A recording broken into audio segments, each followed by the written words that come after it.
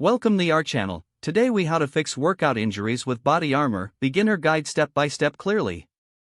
Identify the type of injury you are experiencing. Determine whether it is a muscle strain, ligament sprain, or joint issue. Assess the severity of the injury. If it is mild, you can often manage it at home. Begin by resting the injured area. Avoid any activities that may aggravate the injury. Apply ice to reduce swelling and inflammation. Use a clean cloth to wrap ice and avoid direct contact with skin. Apply ice for 15 to 20 minutes at a time. Repeat this process every hour as needed for the first 24 to 48 hours.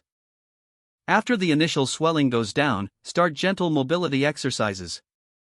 These exercises should be low impact and pain-free.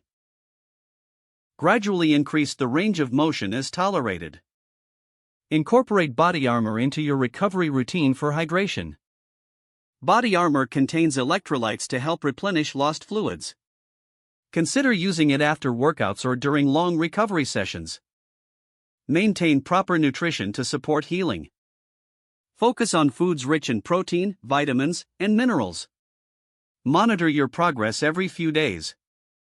If pain or swelling persists, consult with a healthcare professional. When you're ready, ease back into your workout routine. Start with low-intensity exercises and gradually increase intensity. Listen to your body and don't push through pain. As you recover, continue to stay hydrated and nourished with BodyArmor. Keep track of your recovery and adjust accordingly.